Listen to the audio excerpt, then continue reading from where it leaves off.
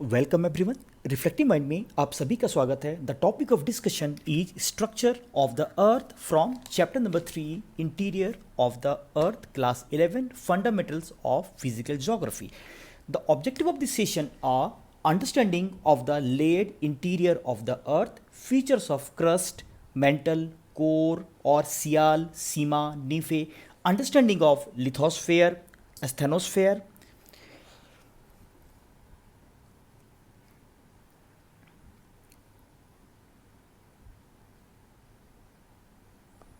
Structure of the earth crust. अगर हम लोग स्ट्रक्चर ऑफ द अर्थ की बात करें तो अगर हम इसे थोड़ी देर के लिए अर्थ मान लें तो अर्थ को अगर हम उसके सरफेस से अंदर की ओर अगर डिगिंग करते हुए उसके रेडियस तक पहुँचें और अराउंड 6400 किलोमीटर की डिगिंग करें, हालांकि यह पॉसिबल नहीं है, लेकिन अगर हम थोड़ा सा इसे इमेजिन कर लें 6400 किलोमीटर की अगर डिगिंग करें तो कुछ हमें इस तरीके से एक हमें पीस प्राप्त होगा। और डिगिंग के आधार पे हम अर्थ के लेयर्ड इंटीरियर को 3 मेजर कॉन्सेंट्रिक सर्कल्स में जनरली क्या करते हैं, डिवाइड करते हैं।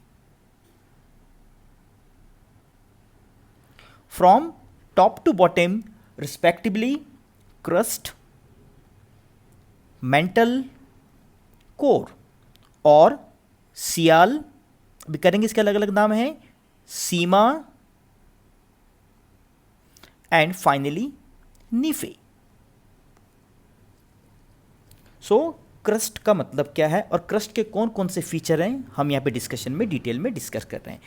It is the outer most solid part of the earth. Earth का सबसे outer most solid part crust कहलाता है।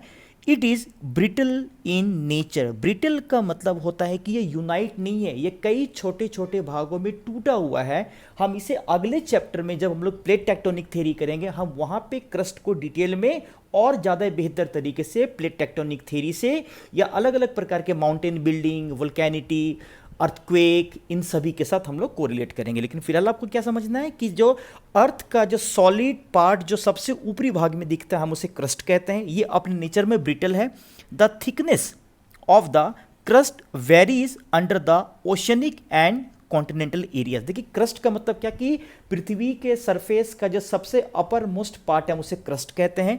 क्रस्ट को हम यहाँ पे 2 मेजर पार्ट में कैटेगराइज करते हैं। एक बोलते हैं कॉन्टिनेंटल क्रस्ट और एक को कहते हैं ओशनिक क्रस्ट। कॉन्टिनेंटल क्रस्ट का मतलब क्या होता है कि जो कॉन्टिनेंट है, जो महाद्वीप है ना, वहां पे भी हमें क्रस्ट दिखता है। और अगर सी की बात करें, ओशन की बात करें, सागर की बात करें, महासागर की बात करें तो उसके बॉटम में, उसकी तली में भी हमें जनरली क्रस्ट दिखता है। लेकिन कॉन्टिनेंटल पार्ट में क्रस्ट का थिकनेस ज़्यादा है और ओशनिक या सी के नीचे हमें क्रस्ट का थिकनेस ज़्यादा नहीं दिखता है।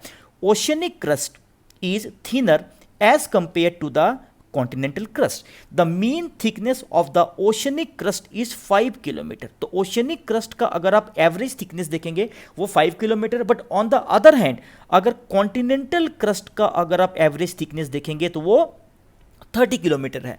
The continental crust is thicker in the areas of major mountain system. It is as much as 70 kilometre thick in the Himalayan region. अब आप इस कंसेप्ट को आप इस इमेज के द्वारा और बेहतर तरीके से समझने की कोशिश करिए। यहाँ पे हमने कॉन्टिनेंटल क्रस्ट और ओशनिक क्रस्ट को हमने दिखाया। अगर आप इस वाले भाग को देखिए ये तो हमारा पूरा भाग मेंटल का है, अभी करेंगे थोड़ी देर में मेंटल को भी। तो आप इस भाग को देख सकते हैं, ये पूरा हमारा क्रस्ट का भाग जनरली दिखाता है। ये कॉन्टिनेंट है और ये ओशन है। तो अगर आप इस येलो कलर से देखें, अगर नीचे वाले पार्ट को अगर आप छोड़ दें तो ये वाला भाग जो है यहाँ पे ओशनिक क्रस्ट का आपको थिकनेस दिख रहा है और यहाँ पे हमें कॉन्टिनेंटल क्रस्ट का हमें थिकनेस दिख रहा है। अगर आप कॉन्टिनेंटल क्रस्ट को देखें वो बहुत ज़्यादा हमें थिक दिखता है, लेकिन as compare to continental crust अगर आप ओशनिक क्रस्ट को देखें, समुद्र के नीचे के अगर आप क्रस्ट को देखें तो उसकी thickness as compare to continental crust कम है, अर्थात कॉन्टिनेंटल क्रस्ट थिकनेस ज़्यादा है, वो थिकर है, but on the other hand oceanic crust thinner दिखता है। लेकिन इस जगह पे अगर आप देखिए ये माउंटेन सिस्टम, या फॉर एग्जांपल अगर हिमालयन को एरिया को देखें, हिमालयन रेंज को देखें, तो चूंकि हिमालयन यंग फोल्डेड माउंटेन, अगर आल्प्स की बात करें, Rocky, Andes, Atlas, they all are young folded mountain. और यंग फोल्डेड माउंटेन का मतलब ही है कि सरफेस से इसकी हाइट बहुत ज़्यादा दिखती है। अगर हिमालय की हाइट की बात करें तो ऑन एन एवरेज वो 6000 मीटर उसकी एवरेज हाइट। 6000 मीटर का मतलब क्या हुआ कि ऐसे भी कॉन्टिनेंटल क्रस्ट का थिकनेस ज़्यादा है, लेकिन जहां पे हमें young folded mountain, Himalaya like mountains दिखते हैं, वहां पे कॉन्टिनेंटल क्रस्ट का थिकनेस और ज़्यादा हो जाता है। तो क्रस्ट का मतलब क्या है कि सॉलिड अर्थ का जो सबसे अपर मोस्ट पार्ट है। सॉलिड अर्थ का मतलब क्या, अर्थ हर जगह सॉलिड नहीं है, लेकिन उसका जो ऊपर वाला पार्ट जो हमें ब्रिटल दिखता है, सॉलिड दिखता है, हम उसे क्रस्ट कहते हैं। उसे दो मेजर पार्ट में डिवाइड करते हैं, continental crust and oceanic crust. Continental crust हमें थिकर ज़्यादा दिखता है और ओशनिक क्रस्ट का हमें थिकनेस कम दिखता है। It is made up of heavier rocks having density 3 gram per cubic meter. This type of rock found in the oceanic crust is basalt. The mean density of material in oceanic crust is 2.7 gram per cubic metre. अब देखिए यहाँ पे दो तीन बातें ध्यान से समझनी है। पहली बात कि जो ओशनिक क्रस्ट की बात करें और कॉन्टिनेंटल क्रस्ट की बात करें, दोनों जगह हमें रॉक दिखता है, लेकिन दोनों जगह इग्नियस रॉक भी है, मेटामॉर्फिक रॉक भी है, लेकिन उसके नेचर में, उसके टाइप में हमें डिफरेंस दिखता है। अगर कॉन्टिनेंटल क्रस्ट की बात करें, कॉन्टिनेंटल क्रस्ट हमारा मोस्टली ग्रेनाइट का बना हुआ ज़्यादा दिखता है। Continental crust made up of granite. अगर ओशनिक क्रस्ट की बात करें तो वो हमें बेसाल्ट का बना हुआ ज़्यादा दिखता है। तो oceanic crust made up of basalt and continental crust made up of granite. दोनों में सिमिलरिटी क्या है, ग्रेनाइट और बेसाल्ट ये दोनों इग्नियस रॉक हैं। The intermediate layer is mental. और एक और चीज जो यहाँ पे बाय मिस्टेक में बताना भूल गया, क्रस्ट में दो टाइप्स के या two major types of minerals की बात करें या एलिमेंट की बात करें, ये हमें सबसे ज़्यादा एबंडेंस में मिलता है। एक को बोलते हैं सिलिकन और एक को कहते हैं एल्यूमिनियम। तो सिलिकन और एल्यूमिनियम के एबंडेंस के कारण हम क्रस्ट को कई बार ऑल्टरनेटिवली हम उसे सियाल भी कहते हैं। क्या बोलते हैं, सियाल, SIAL। SI means silicon, AL means aluminium. Crust के नीचे जो हमें पृथ्वी के कॉन्सेंट्रिक लेयर का जो नेक्स्ट लेयर दिखता है, हम उसे ही मेंटल कहते हैं। The portion of the interior beyond the crust is called mental. और इस मेंटल में दो प्रकार के एलिमेंट या दो प्रकार के आप तत्व बोल सकते हैं, वो सबसे ज़्यादा पाए जाते हैं। First one is silicon and second one is magnesium. इसीलिए हम लोग मेंटल का अलग नाम SI और Ma, अगर आप दोनों को जोड़ दें सिलिकन और मैग्नीशियम के आधार पे, हम इसे सीमा भी कहते हैं। The portion of the interior beyond the crust is called mental.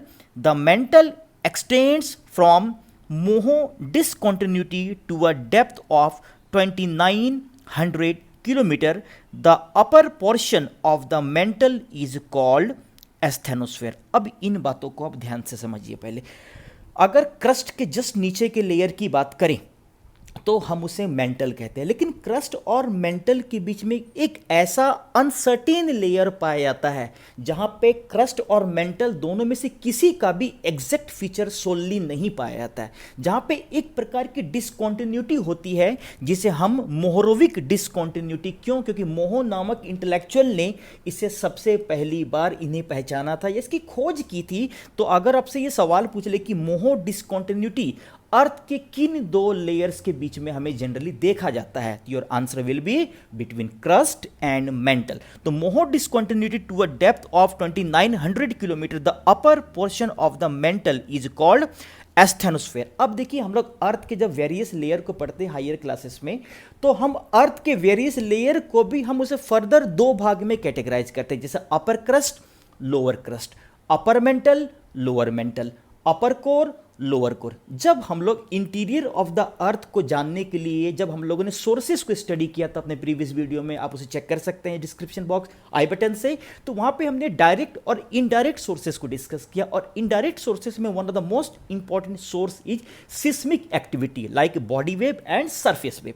उसी में बॉडी वेव में हमने लॉन्गिट्यूडनल वेव और ट्रांसवर्स वेव और P wave and S wave को हमने डिटेल में डिस्कस किया। और हमने बताया था कि पी और एस वेव के रिफ्लेक्टिव और रिफ्रैक्टिव प्रॉपर्टी के आधार पे हम अर्थ के लेयर्ड इंटीरियर के बारे में हमें बहुत सारे इंफॉर्मेशन एक्सेप्ट शैडो जोन हमें दिखते हैं। तो उसी में क्या देखा गया कि जैसे ही पी और एस वेव की बात करें तो वो ओनली सॉलिड के थ्रू वो ट्रांसमिट कर सकती है, लेकिन पी की बात करें वो सॉलिड लिक्विड गैस तीनों के थ्रू ही ट्रांसमिट कर सकता है। तो जैसे ही क्रस्ट के नीचे पी और एस वेव धीरे धीरे करके एंटर करता है तो जनरली क्या देखा गया कि एक ऐसा लेयर पाया गया जहां पे पी वेव की स्पीड बहुत ही कम हो जाती है, वहां पे बहुत ही वो स्लगिश हो जाती है और एस वेव उस लेयर के बगल से ही रिफ्रैक्ट होकर निकल जाती है। तो एक ऐसा लेयर जहां पे पी वेव की स्पीड बहुत ही कम होती है और उस लेयर का नेचर नॉट एग्जैक्टली सॉलिड, वो एक सेमी प्लास्टिक मोड में हमें जनरली दिखता है,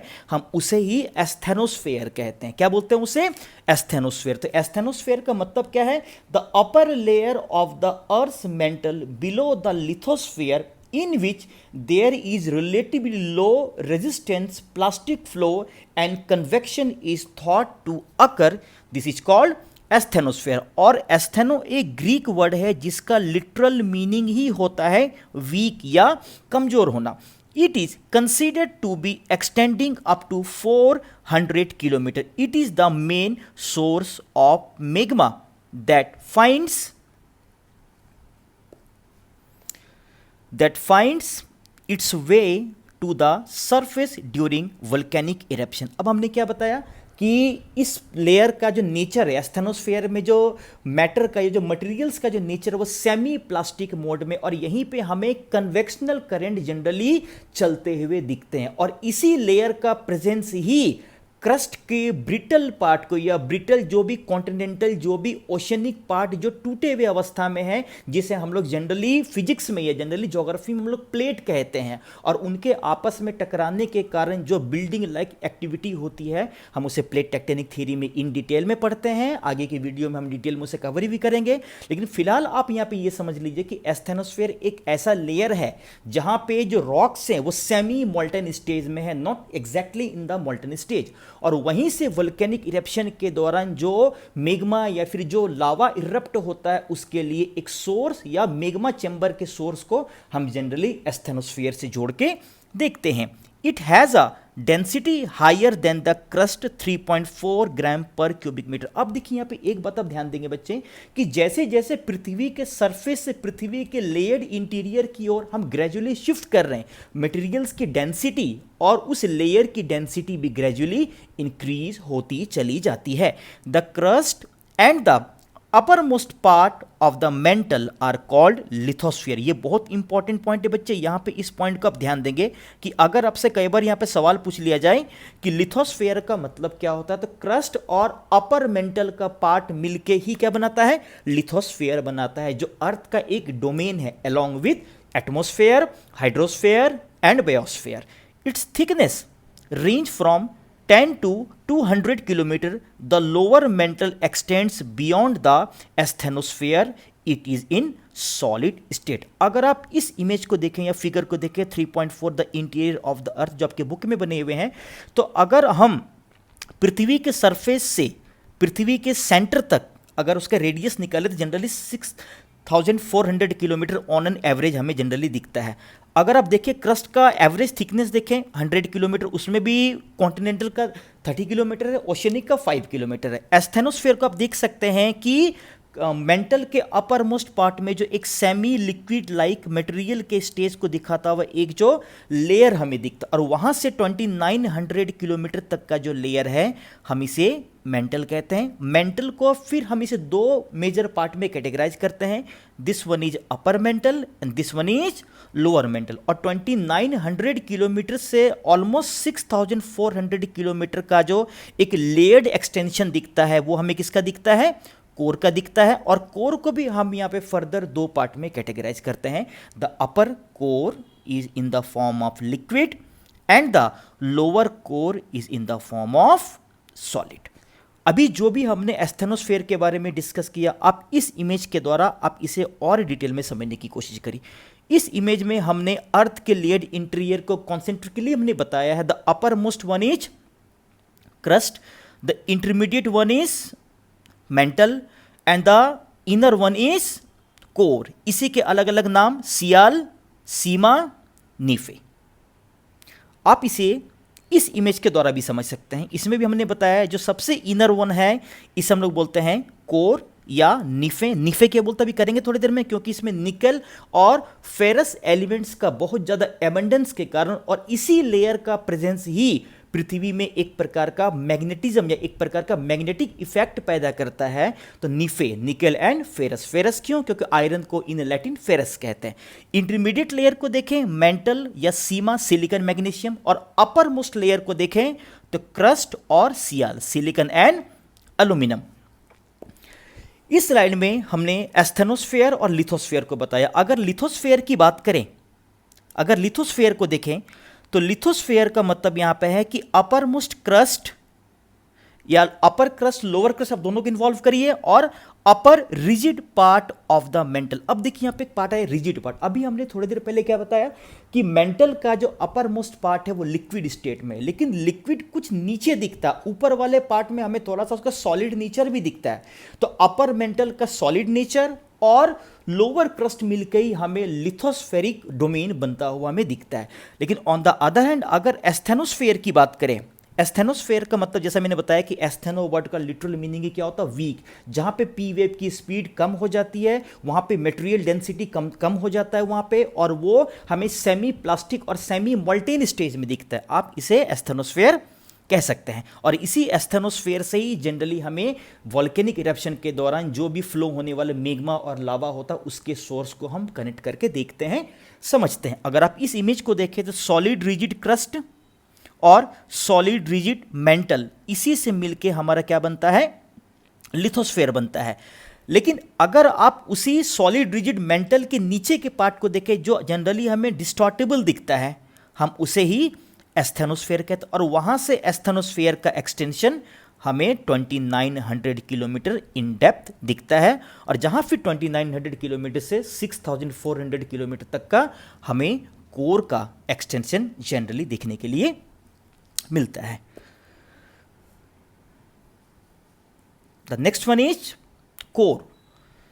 as indicated earlier, the earthquake wave velocities help in understanding the existence of the core of the earth. कई बार यहाँ पे सवाल पूछा जाता है कि पृथ्वी के लेयर्ड इंटीरियर के बारे में हमारी अंडरस्टैंडिंग डायरेक्ट सोर्सेज पे है या इनडायरेक्ट सोर्सेज पे है। डायरेक्ट सोर्सेज के आधार पे हमारी ज़्यादा डीपर अंडरस्टैंडिंग नहीं है, क्योंकि हमने बहुत ज़्यादा गहराई में हम लोग माइनिंग नहीं कर पाए हैं। तो इनडायरेक्ट सोर्सेज के आधार पे हमने पृथ्वी के लेयर्ड इंटीरियर को एक्सेप्ट शैडो जोन एरियाज हमने ज़्यादा बेहतर तरीके से अंडरस्टैंड किया है। The core mantle boundary is located at the depth of 2900 kilometre. 2900 kilometre तक मेंटल का एक्सटेंशन है, और beyond 2900 kilometre to 6400 kilometre in depth हमें कोर का हमें एक्सटेंशन दिखता है। The outer core is in liquid state while the inner core is in solid state. अब देखिए यहां पे देखा जा रहा है कि जो आउटर कोर है वो हमें जनरली लिक्विड दिखता है और इनर कोर है वो हमें सॉलिड दिखता है। मेंटल के साथ भी यही चीज है कि मेंटल का जो अपर पार्ट है वो लिक्विड है और लोअर पार्ट है वो सॉलिड है। The density of the material at the mantle core boundary is around 5 gram per cubic metre. अब देखिए जैसे जैसे मैं थोड़ी देर पहले क्या बताया कि क्रस्ट से ज़्यादा हैवियर डेंसर मटेरियल्स की अवेबिलिटी हमें मेंटल में दिखता है, और मेंटल से भी हमें ज़्यादा हैवी डेंसिटी वाले मटेरियल्स हमें कोर में दिखते हैं। And at the centre of the earth at 6300 kilometre the density value is around 13 gram per cubic metre. The core is made up of very heavy material, mostly nickel and iron, और इसी निकल और iron के abundance के कारण हम core को निफे भी कई बार अल्टरनेटिवली कहते हैं। It is sometimes referred to as the NiFe layer. तो इस डिस्कशन में हमने अर्थ के लेड इंटीरियर को, अर्थ के स्ट्रक्चर को, कोर, मेंटल, क्रस्ट, सियाल, सीमा, नीफे, उसके डेंसिटी, उसमें मटेरियल्स की अवेलेबिलिटी को, उसके डेप्थ को, उसके फीचर को, कहाँ पे सॉलिड है, कहाँ पे लिक्विड है, लिथोस्फेयर का मतलब क्या है, एस्थेनोस्फेयर का मतलब क्या है, इन सभी हमने टॉपिक्स को इसमें कवर करने की कोशिश करी है। आई होप इस डिस्कशन के द्वारा अर्थ के लेड इंटीरियर के बारे में आपकी एक बेसिक अंडरस्टैंडिंग बन पाई होगी।